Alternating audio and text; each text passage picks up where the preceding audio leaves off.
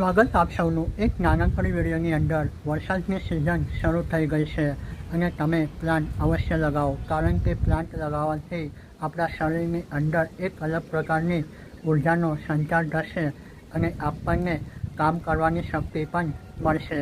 તો મારા ત્યાં નાનકડું એવું ગાર્ડન બનેલું છે, તે આજની વિડીયોની અંદર તમને જોવા મળશે.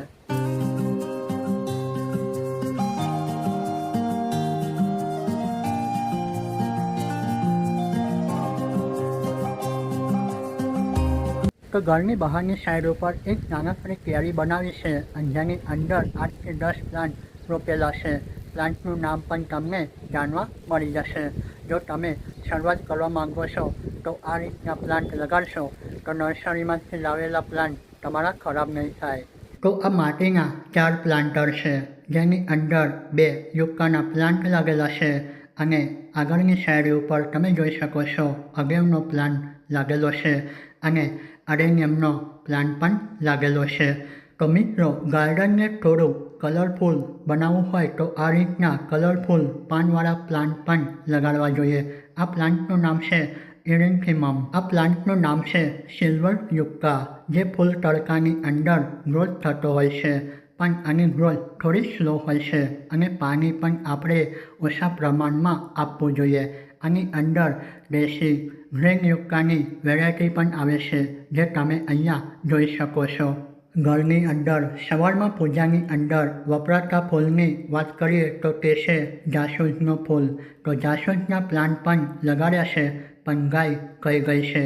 તમે ઘરની બહારની સાઈડ ઉપર લગાડો તો ગાયોથી તમારે જાસૂદના પ્લાન્ટને સાચવવાની જરૂરત પડશે. તો આ જાસૂદની મિની વેરાયટી છે, જેની અંદર લાલ કલરના ફૂલ ખીલતા હોય છે. કલિયા પણ આવી ગઈ હતી, પણ ગાય ખાઈ ગઈ.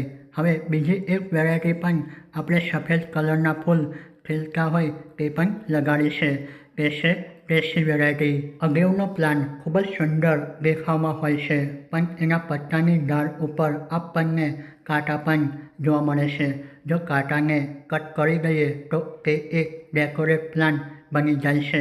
અગેવની અંદર તમને દેશી વેરાયટી અને આમ તમને આ રીતની બીજી વેરાયટી પણ જોવા મળશે, જેની અંદર પત્તાની બોર્ડર પીળો કલર અને વચ્ચેની સાઈડ ઉપર લીલો કલર જોવા મળી જશે. નીચેની સાઈડ ઉપરથી નાના બેબી પ્લાન્ટ આવતા હોય તેમાંથી તમે અનેક પ્લાન્ટ બનાવી શકશો. આ પણ ફૂલ તડકાની અંદર ગ્રોથ થતો પ્લાન્ટ છે, ખૂબ જ હાર્ડી પ્લાન્ટ છે અને અહીંયા બારમાસીના પણ અનેક પ્લાન્ટ લાગેલા છે.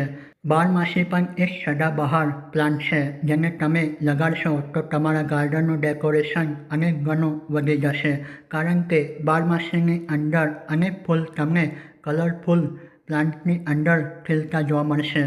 તો આ બ્લીડિંગ હાર્ટની વાઇન છે, જે તડકાની અંદર ગ્રોથ થતી હોય છે. લાલ કલરના અને સફેદ કલરના ફૂલ તમને આ વાઇનની ઉપર ખીલતા જોવા મળી જશે. તો આ છે ઘરની બહારની સાઈડનું દ્રશ્ય, જ્યાં આગળ એલમંડાની વેલ લટકાવવામાં આવેલી છે.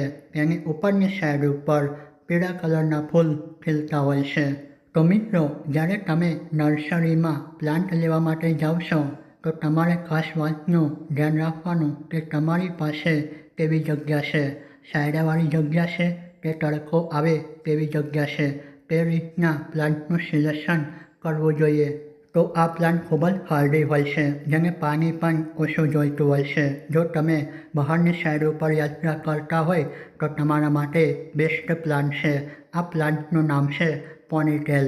નીચેની સાઈડ ઉપર તમને હાથીનો પગ હોય તે રીતનું દ્રશ્ય નજર આવશે અને આના પાન તમને લાંબા જોવા મળશે. કોઈએ ચોટલી ઉપરની સાઈડ ઉપર બનાવી હોય તે રીતનું દ્રશ્ય તમે અહીંયા જોઈ શકો છો. તો મિત્રો, ચોમાસાની ઋતુની અંદર તમે મધુમાલતીની કટિંગ પણ આસાનીથી લગાડી શકો છો. આની અંદર પણ ગુચ્છાની અંદર ફૂલ ખીલતા હોય છે. એક જ ફૂલની અંદર તમને 3 કલર જોવા મળશે. પહેલા દિવસે સફેદ અને બીજા દિવસે તમને ગુલાબી અને ત્રીજા દિવસે તમને લાલ કલર જોવા મળશે. આ વાતનું તમારે ખાસ ધ્યાન રાખવું કે વેલને ચડાવવા માટે સહારો આપવો પડશે. ઘરની બહારની સાઈડ ઉપર ગેટ હશે તો તે ગેટ અતિ સુંદર દેખાવમાં લાગશે. આ પ્લાન્ટનું નામ છે મહાત્મા ડ્રેસિના, જેની અંદર આપણને પિંક કલરના પાન જોવા મળશે. ઉનાળાનો સમય હશે તો પાનનો કલર લીલો હશે. અહીંયાથી મેં કટિંગ કર્યું હતું, જેની અંદરથી વધારે બ્રાન્ચ આવી ગઈ છે. તો પ્લાસ્ટિકના 2 પ્લાન્ટરની અંદર મેં મહાત્મા ડ્રેસિનાના પ્લાન્ટ લગાડેલા છે અને એ પ્લાન્ટરની અંદર યુક્કાની કટિંગ પણ લગાડેલી છે. તે પણ સક્સેસ થઈ ગઈ છે. તો ચાલો બાલ્કનીની અંદરની સાઈડ ઉપર થોડા પ્લાન્ટ પણ રાખેલા છે તે પણ હું તમને બતાવી દઉં. બાલ્કનીની અંદરની સાઈડ ઉપર તમે જોઈ શકો છો સિલ્વર યુક્કાનો આ પ્લાન્ટ છે. તેની બાજુની અંદર આપણે જાસૂદનો પ્લાન્ટ પણ લગાડેલો છે, બારમાસી પણ લગાડી છે અને અહીંયા તમે જોઈ શકો છો નાના પ્લાન્ટરની અંદર પર્સલિંગ પણ લાગેલા છે. ચોમાસું અને શિયાળાની ઋતુની અંદર આની અંદર નાના આ રીતના ફૂલ ખીલતા જોવા મળશે, તે પણ કલરફુલ. પર્સલિંગ પણ તમે આસાનીથી લગાડી શકો છો. નાની કટિંગ પણ લાગતી હોય છે. તો આ સિલ્વર અગેવનો પ્લાન્ટ છે. આને મેં ગયા વર્ષે લગાડ્યો હતો અને આની ગ્રોથ ખૂબ જ સ્લો હોય છે. તો બાલ્કનીના પ્લાન્ટ જોયા પછી હવે આપણે જઈશું ધાબા પર અને થોડાક દ્રશ્યો હું તમને સોસાયટીના પણ બતાવી દઉં. ચોમાસાની અંદર કઈ રીતના નજર આવે છે. સોસાયટીના જે મકાન છે તેની ઉપર કરેલો કલર તમને લગભગ વધારે સફેદ કલર જોવા મળશે અને પૂરબ સાઈડ ઉપર તમને વડોદરાથી અમદાવાદ તરફ જતો નેશનલ હાઈવે પણ નજર આવશે. તો આ રીતનું દ્રશ્ય મારા ધાબા ઉપરથી જોવા મળે છે.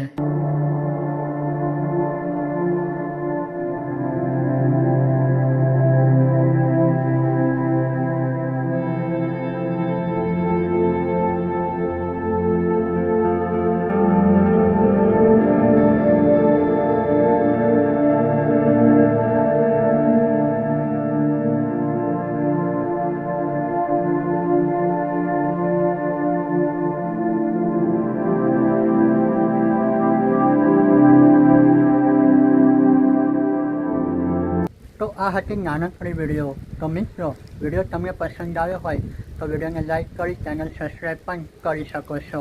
અહીંયા સુધી વિડીયો જોવા બદલ તમારો ખૂબ ખૂબ આભાર. જય હિન્દ, જય ભારત.